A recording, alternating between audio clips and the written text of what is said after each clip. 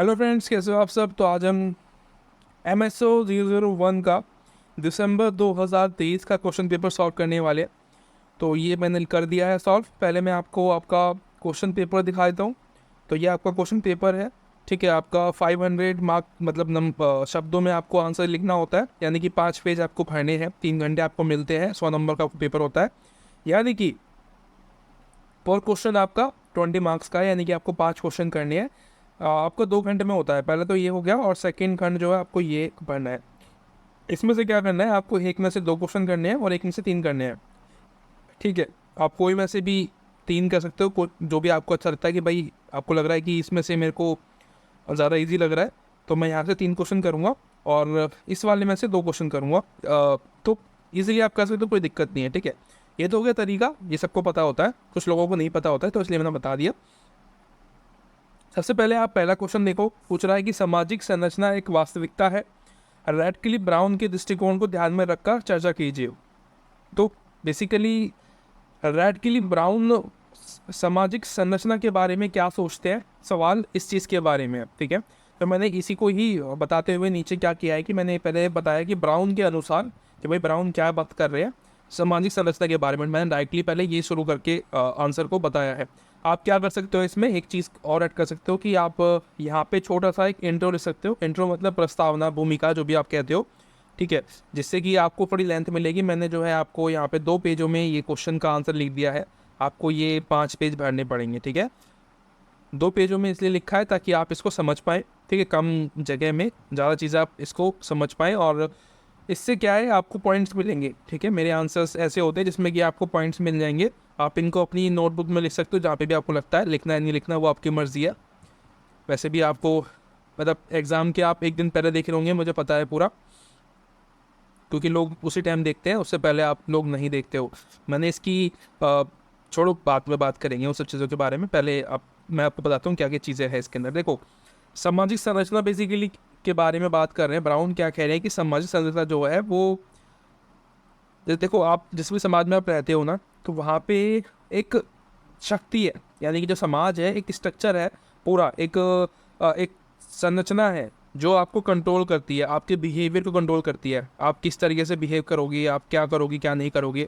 Example के लिए, जैसे कि गर्ल्स का एग्जांपल लेते हैं कि भाई लड़कियों को ना समाज में ज़्यादा बाहर निकलने की परमिशन नहीं होती है, और मतलब हर तरीके के कपड़े नहीं पहन सकती, ठीक है।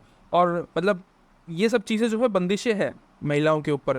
तो ये क्या है, ये सामाजिक संरचना का ही एक पार्ट है कि भाई हमारा जो समाज है वो हमें मना करता है कि भाई अपनी लड़कियों को, अपनी अपनी बहनों को, अपनी मदर्स को, ठीक है, जो भी हमारे डॉटर्स होती है, बहनें हैं, मदर है, उनको अच्छे कपड़े पहना के बाहर निकालो। अगर जाना ही है उनको, कहीं पर जाना है कि शादी वगैरह में जा रहे हैं या कहीं बाहर जा रहे हैं, तो अगर अकेला जाना चाह रही है वो, तो उसको अकेला मत जाने दो, साथ में जाओ। देखो इसके पीछे रीजंस बहुत सारे होते हैं कि भाई आपको पता है कितनी ज़्यादा आजकल घटनाएं होती हैं, लेकिन उसके भी हम छोड़ें, बाद में बात करते हैं चीज़ों के बारे में। लेकिन ये है सामाजिक संरचना कि भाई जो समाज है ना वो हमें कंट्रोल करता है। यही रेड क्लिफ ब्राउन कह रहे हैं कि जो समाज है हमें कंट्रोल करता है कि हमारा बिहेवियर, हमारा जो एक्शंस है वो कैसे होंगे, ठीक है। तो ये मैंने बताया यहाँ पे इन के द्वारा, ठीक है। देखो इन्हें मैं अगर एक्सप्लेन करने लगूंगा तो बहुत ज़्यादा टाइम लग जाएगा, ठीक है। फिर वीडियो बहुत लंबी हो जाएगी, आप देखते हो नहीं, इसीलिए, ठीक है। शॉर्ट में मैं आपको बता रहा हूँ कि क्या क्या है। बाकी मैंने जो मेन इंपॉर्टेंट जो बिंदु थे मैंने यहाँ पे लिख दिया है इनके बारे में कि भाई क्या होता है बेसिकली समाज संरचना, कि भाई जो रिश्तेदारी है, जो विवाह है, जो अनुष्ठान है, वो आपको प्रोटेक्ट, बेसिकली आप उसमें बंधे रहते हैं, ठीक है। आपका विवाह कैसे होगा वो आपके समाज बताएगा आपको, है ना, जिस समाज से आप बिलोंग करते हो। अब जो भी आपका कास्ट है, आपका धर्म है, उस धर्म के अकॉर्डिंग आपकी शादी होती है ना। आपके जो रिलेशनशिप वाले जो लोग होते हैं वो भी आपकी कास्ट के ही होते हैं, ज़्यादातर यही होगा। हाँ, बात अलग है कि आपके जो दोस्त मित्र होते हैं वो शायद आपकी अदर कास्ट से भी बन सकते हैं, ठीक है। हिंदू मुस्लिम भाई भाई हो सकते हैं, दोस्त बन सकते हैं, लेकिन रियलिटी में देखा जाए तो जो रिश्तेदारी है वो अपने से ही होती है, यानी कि जो अपनी कास्ट का है, अपनी धर्म का है, उससे ही होती है ना। तो ये कठोर एक जो है कड़वा सच है जो हमें हमें पता है, ठीक है। हम मानते हैं नहीं मानते हैं वो एक अलग चीज़ है। तो ये है। उसके बाद कह रहा है कि जो सामाजिक संरचना है वो हमें कंट्रोल करती है, हमें संतुलित करती है ना, कंट्रोल करती है। और ये अंतर संबंधित होती है। हमारी जो सोशल स्ट्रक्चर है ये संबंधित होता है। अगर किसी एक पार्ट पे इम्पैक्ट पड़ रहा है ना किसी चीज़ का, तो अदर पार्ट्स पे भी, जो समाज के जो और भाग है उस पर भी उस चीज़ का फ़र्क पड़ेगा। अगर समाज में जो लड़कियां हैं वो मतलब कि आगे बढ़े, एजुकेशन ले और अच्छे अच्छे पदों पे जाए, अच्छे काम करे, तो क्या होगा, एक इम्पैक्ट पड़ेगा, जिससे कि और जो समाज की महिलाएं होंगी वो भी कोशिश करेंगी कि यार हम भी करते हैं, उस समाज की लड़की ने किया हम भी करेंगे। तो ये क्या है, ये अंतर संबंधित होता है समाज, ठीक है। अगर एक समाज बदल रहा है तो और समाज भी बदलते हैं, धीरे धीरे करके, टाइम लगता है लेकिन होता है, ठीक है। तो आगे चलते हैं। उसके बाद एग्जाम्पल मैंने आपको बता दिया था पहले कि भाई जैसे कि हमारी फैमिली में क्या होता है, माता पिता, जो बच्चे हैं, जो भाई बहन होते हैं, इनका जो लगाव है, इनका जो प्रेम है वो आपको देखने को मिलता है। जैसे कि भाई बहन के बीच में जो प्रेम होता है वो, उसका जो प्रेम करने का जो तरीका होता है वो एक अलग होता है ना। दूर से हम बात करते हैं, बहनों से मजाक करते हैं, वैसे करते हैं, लेकिन हम उनको टच नहीं करते गलत तरीके से, क्योंकि हमारा एक समाज है ना, वो हमें बताता है कि भाई ये गलत चीज़ें हैं, ये अच्छी चीज़ें हैं। तो ये अच्छी भी होती है कहीं कहीं, जो सामाजिक स्ट्रक्चर है ये कहीं कहीं अच्छा भी है, लेकिन ज़्यादातर कुछ मामलों में देखा गया है कि ये बुरा भी होता है ना। जैसे कि माता पिता है, इनका कैसे रिश्ता होगा, ये अपने बच्चों को कैसे गाइडेंस देंगे, तो ये सारा सामाजिक स्ट्रक्चर के अंदर ही आता है, ठीक है। उसके बाद ब्राउन की कुछ आलोचनाएं भी होती हैं। बेसिकली इनका जो विचार है, देखो किसी भी व्यक्ति की आलोचना नहीं होती, उसके जो विचार होते हैं उसकी आलोचना की जाती है। तो इनकी भी आलोचना हुई है कि भाई ये केवल जो है एक समाज की जो स्तर, बेसिकली स्थिरता पर जोर देते हैं कि भाई समाज को जैसा है वैसे रहना चाहिए, बदलना नहीं चाहिए, इस तरीके की बात करते हैं। नो चेंजेस एक तरीके से यहाँ पे बात करते हैं जो ब्राउन है, और ये व्यक्तिवाद को नकारते हैं, ठीक है। व्यक्ति जो है, जैसे कि मैं हूँ पर्सनल, तो मेरी बात नहीं सुनी जाएगी। समाज जो है ना, समाज के अंदर ये कमी होती है कि वो कभी भी एक पर्टिकुलर व्यक्ति की बात नहीं सुनता है। समाज में क्या होता है, भेड़ चाल चलती है, जहाँ पे सभी लोग एक तरीके से बोल रहे हैं ना, वही बात सच है, बेसिक वो गलत हो लेकिन उसी बात को हम सच मानते हैं। अगर मैं कुछ सही बोल रहा हूँ, कुछ अच्छी सलाह दे रहा हूँ समाज को, तो वो समाज नहीं फॉलो करेगा उसको। मैं बोलूँगा कि भाई लड़कियों को पढ़ाओ लिखाओ, उनको भी जो है अच्छी जगह कॉलेज में पढ़ाओ, स्कूल में पढ़ाओ, तो समाज उस चीज़ को एक्सेप्ट नहीं करेगा कि भाई नहीं, हम तो हमारा जो मन करेगा, हमारी हमारी जो लड़की है, हमारे जो बच्चे हैं, अपने अपने हिसाब से पढ़ाएंगे। हम अपने लड़के को जो है प्राइवेट स्कूल में दाखिला दिलाएंगे और अपनी लड़की को सरकारी स्कूल में। ऐसा नहीं है कि सरकारी स्कूल में स्टडी नहीं होती। देखो क्या होता है हमारे यहाँ पे, तो ये है कि जो लड़के की जो स्कूल है, जितने भी जो बॉयज़ स्कूल्स है ना, वहाँ पे स्टडी होती ही नहीं है कहा जाए तो, क्योंकि लड़के जो है ना बदमाश होते हैं, पढ़ते ही नहीं है। इसीलिए जो लड़के हैं उनको कोशिश की जाती है कि प्राइवेट स्कूल में जो है किया जाए, ताकि वो थोड़ा सही रहे, है ना, एक कंट्रोल में रहेगा और डिसिप्लिन में रहेगा तो ठीक रहेगा वो। फिर जो है ना उसके अंदर एक डेवलपमेंट आएगी, उसकी सोच थोड़ी विकसित होगी, ताकि वो लड़कियों को सही तरीके से देखे। लेकिन जो लड़कियां हैं उनके स्कूल, मैंने हमारे यहाँ पे जो स्कूल है वहाँ पे काफ़ी अच्छे हैं, गवर्नमेंट स्कूल जितने भी है, अच्छी एजुकेशन है वहाँ पे भी। देखो लड़कियों में भी अच्छी भी लड़कियां हैं और बुरी भी लड़कियां होती हैं, हर सब तरीके के लोग होते हैं, लेकिन ज़्यादातर ये है कि एजुकेशन अच्छी होती है गर्ल्स स्कूल्स के अंदर। मैंने देखा है, मेरी सिस्टर्स भी पढ़ती है वहाँ पे, तो हमने भी गवर्नमेंट स्कूल से पढ़ाई की है, उन्होंने भी गवर्नमेंट स्कूल से पढ़ाई की है, ठीक है। तो ऐसा नहीं है कि हमारी एजुकेशन में कोई कमी है। हमारी बेसिकली एजुकेशन एक अलग चीज़ है, लेकिन जो हमारी जो फैमिली है, हमारे जो पेरेंट्स हैं, हमें जो संस्कार देते हैं वो ज़्यादा इंपॉर्टेंट होते हैं वहाँ पे, ठीक है। उसके बाद मैंने एक निष्कर्ष लिखा है इन्हीं के बारे में कि भाई जो इनके, हमने बेसिकली बात कर ली कि भाई इनकी विरोध भी होता है, कोई बात नहीं विरोध होता है, लेकिन इनके जो फैक्ट है, इनके जो विचार हैं, इनके जो दृष्टिकोण है, वो बहुत इंपॉर्टेंट है हमारे लिए, ठीक है। हमारे जो समाजशास्त्र है, हमारे सोशियोलॉजी सब्जेक्ट है इसके लिए, ठीक है। बाकी आपको ये और लिखना लास्ट में निष्कर्ष, ठीक है। इन सभी को आपको क्या करना है, ये आलोचना मैंने लिखी है जो, इनका ये पॉइंट बनेगा सबका, ठीक है। इनको आपको डिस्क्राइब करना है, फिर एक्स्ट्रा और जितना आप कर सकते हो। देखो हर एक काम मैं नहीं कर सकता, आपका एग्ज़ाम आपको लिखना है, ठीक है। मैंने आपकी हेल्प की है जितनी मेरे से हो सकी, ठीक है। बाकी आपकी मर्ज़ी है, आप किस तरीके से इसको लेते हो इस चीज़ को। सेकंड जो क्वेश्चन है आपका वो है, शक्ति स्थानीय समुदायों में कैसे काम करती है। स्थानीय समुदाय बेसिकली जैसे कि कोई भी नॉर्मल इंसान है, आप देखते हो कि भाई जिसके पास पैसा है, जिसके पास प्रतिष्ठा है, ठीक है, आप देखते हो कि भाई हमारे समाज में जो गवर्नमेंट जॉब्स करने वाले जो लोग हैं उनकी जो अ, एक रुतबा होता है वो अलग होता है। प्राइवेट जॉब करने वाले से उसका रुतबा एक अलग होता है ना, एक बिजनेसमैन का रुतबा अलग होता है। तो ये ही है सामाजिक शक्ति, ठीक है। शक्ति जो है इसी को कहते हैं कि भाई जिसके पास पैसा है वो अपनी बातें चार लोगों से मनवा सकता है, चार लोगों को डांट सकता है ना। तो ये ही समझ सकती है, इसी को मैंने यहाँ पे एक्सप्लेन किया है। मैंने यहाँ पे एक इंट्रो लिखा है छोटा सा, आप भी लिख सकते हो अपने एग्ज़ाम में, ठीक है। एग्ज़ाम में आप थोड़ा एक्स्ट्रा लिख देना, सही रहता है, क्योंकि आपको 5 पेज पढ़ने हैं ना, उस हिसाब से। फिर मैंने बताया कि भाई समाज जो है वो कैसे समाज में कैसे शक्तियाँ काम करती है, कि भाई जो उच्च सामाजिक स्थिति से आने वाले लोग अपने अधिकारों के कारण ज़्यादा शक्ति रखते हैं, है ना। उच्च प्रतिष्ठा, उच्च शक्ति, देखो समाज हमारा, आपको पता है हमारे समाज में वर्ण व्यवस्था थी, जो कि अभी भी अंदरूनी तौर पे आपको देखने को मिलती है ना। तो जो उच्च प्रतिष्ठा वाले लोग हैं, उनकी जो प्रतिष्ठा है वो आज भी उतनी ही है, वो अपने आप को आज भी उतना ही मानते हैं, और जो लोग हैं उनको आज भी उतना ही सम्मान देते हैं जितना पहले दिया करते थे। और जो दलित व्यक्ति है, जो दलित समाज से आते हैं, उनकी जो प्रतिष्ठा है, उनकी जो सामाजिक स्थिति है, जो शक्ति है, वो आज भी उतनी ही कम है जितनी पहले थी, है ना। हम बात तो करते हैं कि रिजर्वेशन मिल रहा है तो उनको वो आगे बढ़ रहे हैं, लेकिन बहुत ही कम संख्या में, बहुत ही कम स्पीड से ये काम हो रहा है, लेकिन बहुत ही कम स्पीड से हो रहा है। तो इसी को हम सामाजिक जो है शक्ति बोल सकते हैं, ठीक है। बाकी नेटवर्क आपका इंपॉर्टेंट होता है इसके अंदर, कि भाई आपके पास कितने लोगों से बातचीत है आपकी, है ना। हम बोलते हैं ना कि भाई मेरे चाचा विधायक है, तो ये नेटवर्क ही तो है। यही शक्ति का आपको दिखाता है कि भाई रुतबा दिखाता है, मेरे चाचा विधायक है इसका मतलब डरो मुझसे, ठीक है। मैं रूल तोड़ूंगा, मैं तोड़ूंगा रूल, लेकिन मेरे चाचा विधायक है तो वो देख लेंगे अपने आप।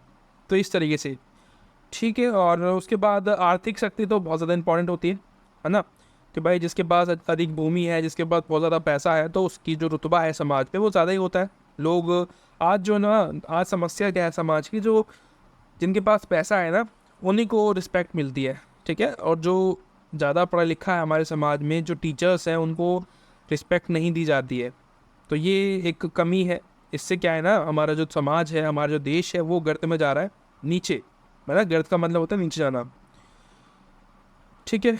और एक ये पॉइंट थोड़ा गलत बन गया है, पता नहीं मैंने क्या लिख दिया गलती से ये, ठीक है। इसको भूल जाओ, इसको भूल के आप शेयर डायरेक्टली जो मैंने लिखा है ना वो देखो। जैसे कि सरकारी, हम नौकरी की बात कर रहे थे, कि ये भी जो है एक सरकारी जो नौकर होता है, आप बात करें कोई आईएएस की, आईपीएस की, तो वो क्या है, उसके पास एक शक्ति है ना, जो कि औपचारिक रूप से उसको मिली हुई है सरकार के द्वारा, कि भाई आप अपने हिसाब से अपनी डिस्ट्रिक्ट में काम करो, है ना। वो उसका रुतबा होता है बेसिकली, उसके पास जो है एक औपचारिक, एक फॉर्मल पावर है, कि वो किसी को भी सस्पेंड कर सकता है अगर वो कोई गलत काम कर रहा है तब, ठीक है। और जैसे कि कोई नेता है, हमारे आसपास में जो नेता वगैरह होते हैं वो चुन के आते हैं, तो वो भी एक औपचारिक रूप से चुन के आए हैं। तो वो क्या है, उनके पास पावर है कि वो हमारे समाज में कोई काम करवा सकते हैं, उनके पास शक्ति है उस चीज़ की, क्योंकि हमने उनको वो शक्ति दी है ना। और एक होता है हित समूह। तो हित समूह आपको पता है क्या होता है, जो आपकी बात बनवाने की कोशिश करते हैं सरकार से, हमारी जो बात होती है उसको हम हित समूह बोलते हैं, ठीक है। इसके अंदर अन्य जो कारक होते हैं वो भी होते हैं, जैसे कि ज्ञान और विशेषज्ञता अगर आपके पास है तो आपके पास भी शक्ति होती है। जैसे कि साइंटिस्ट है ना, उसके पास एक शक्ति है कि भाई वो निर्णय ले सकता है कि भाई कौन सी रॉकेट हमें भेजना है आसमान में, ठीक है, क्या करना है क्या नहीं करना साइंस की फील्ड में या टेक्निकल फील्ड में क्या करना है। तो उसके पास एक शिक्षा है, जैसे कि टीचर है, तो उसके पास एक पावर है, अपने स्कूल में पावर है, अपनी अपनी क्लास के अंदर उसके पास पावर है कि वो किसी भी बच्चे को उठा के पूछ सकता है सवाल की, इसका जवाब दो, है ना। वो भी तो उसको पावर है उसके पास। तो ये भी छोटी से बड़ी पावर हमारे पास होती है, इसी को हम शक्ति बोलते हैं, ठीक है। और एक होता है करिश्माई शक्ति। करिश्माई शक्ति मतलब जैसे कि आप बाबा वगैरह देखते हो ना, इसी को बोलते हैं करिश्माई शक्ति। और एक होता है लीडर्स। लीडर आपको पता ही है, बड़े बड़े लीडर्स जो है हमारे, आज के देख लो, पुराने देख लो, फ्रीडम फाइटर्स जो है हमारे, वो लीडर्स थे, तो उनके पास भी शक्ति थी। उनकी एक बात पे जो देश के जो लोग हैं वो मान मिलने के लिए तैयार रहते थे। तो यही जो है शक्ति का एक एग्जाम्पल आप इसको कह सकते हो, ठीक है। और जिस व्यक्ति के पास रिसोर्सेस तक पहुंच है उसके पास शक्ति है, जिसके पास नहीं है वो इन लोगों पर, जिनके पास रिसोर्सेस की पहुंच है, इनकी गुलामी करते हैं, ठीक है। जैसे कि कोई कॉर्पोरेट एम्प्लॉय है, ठीक है, जो रोज़ाना ऑफिस जाता है, गाली सुनता है बॉस की, फिर दोबारा घर आता है, फिर सोता है, फिर दोबारा सुबह जाता है, फिर दोबारा गाली सुनता है। तो ये क्या है, ये ज़िंदगी है, ठीक है। अब क्या कर सकते हैं, ये निष्कर्ष लिखा है मैंने छोटा सा, तो आप इसको पढ़ लेना, आप ही के लिए है, आपकी इन्फॉर्मेशन के लिए है, कि आप इजीली आप इसको समझ पाए कि आंसर्स कैसे लिखे जाते हैं। बस आपको एक काम करना है यहाँ पे कि इसको थोड़ा सा एक्स्ट्रा एक्सप्लेन कर देना है, बस आपका जो एग्ज़ाम है वो अच्छे से हो जाएगा। उसके बाद अगला क्वेश्चन आता है आपका, क्या कोई समाज वर्गों के बिना भी हो सकता है? आलोचनात्मक चर्चा कीजिए। वर्गों के बिना मतलब क्लास जो है उसके बारे में बात कर रहा है कि भाई क्या क्लास के बिना भी कोई समाज हो सकता है? तो ये एक सोच है, ठीक है। ऐसा हम सोच सकते हैं कि क्या अगर कोई समाज बिना वर्ग के होगा, जिसके अंदर कोई भी गरीब अमीर नहीं होगा, तो उसमें क्या आपको देखने को मिलेगा, कैसा समाज हो सकता है, क्या इमेज हम वहाँ पे कर सकते हैं इस चीज़ों को लेके।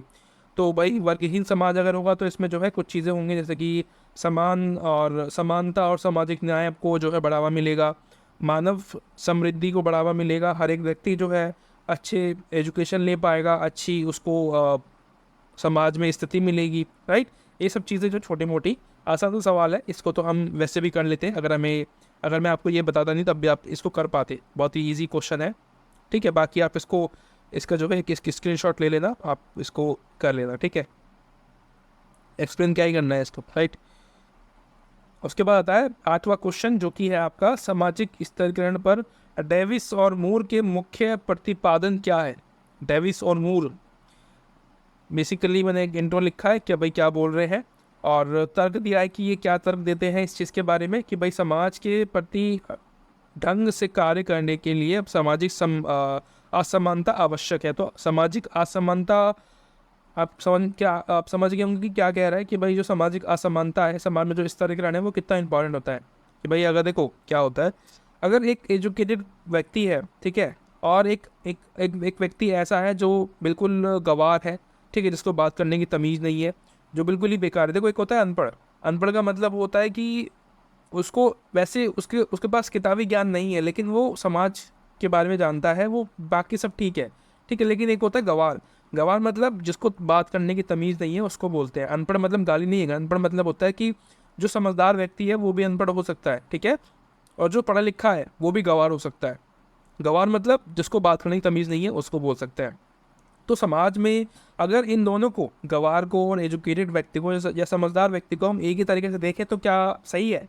बिल्कुल भी सही नहीं है। तो ये जो मूर और जो डेविस है वो यही कहते हैं कि समाज में ना ये जो स्तरीकरण है ये ज़रूरी है। अगर हमें अपने काम के लिए अवार्ड्स नहीं मिलेंगे तो हम काम क्यों करेंगे, है ना। अगर हम बात करते हैं भाई समाज को सुधार करने की, समाज में कुछ अच्छा करने की, तो हमें उस चीज़ के लिए अवार्ड मिलना चाहिए ताकि और भी लोग उससे प्रोत्साहित हो और भी लोग उसको करें, राइट। तो ये इंपॉर्टेंट है, इसलिए जो है इसको हम यहाँ पे पढ़ रहे हैं कि इसका मतलब मैंने बता दिया है कि क्या होता है, इनको आप पढ़ लेना, ठीक है। और बाकी एक और क्वेश्चन रहता है आपका, जो कि है,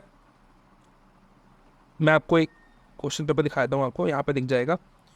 क्वेश्चन कह रहा है कि लोकतांत्रिक शासन में सिविल समाज की भूमिका की आलोचनात्मक व्याख्या कीजिए। सिविल समाज, देखो सिविल सर्विस आपने सुना होगा ना, जो लोगों की मदद करते हैं, लोगों की सहायता करते हैं, वो करते नहीं करते वो अलग बात है, लेकिन सिविल का मतलब होता है कि जो समाज सेवक होता है उसको बोलते हैं सिविक, है ना।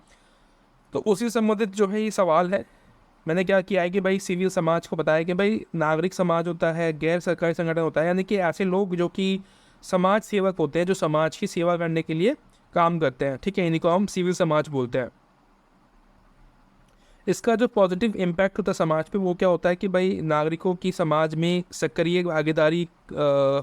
भागीदारी को प्रोत्साहन करता है, जैसे कि सामाजिक मुद्दे जो आंदोलन है उनको उठाता है कि भाई अगर समाज में किसी व्यक्ति के साथ, किसी समाज के साथ अगर भेदभाव हो रहा है तो उसको ये उजागर करेंगे कि भाई इस पर्टिकुलर समाज के साथ भेदभाव हो रहा है, इसको कम किया जाए। तो ये क्या है, ये समाज सेवा कर रहे हैं, है ना, सज्जन लोग हैं और अच्छा काम कर रहे हैं, तो इसी को हम बोलेंगे सिविल सर्वेंट या सिविल सोसाइटी, इसको हम बोलते हैं।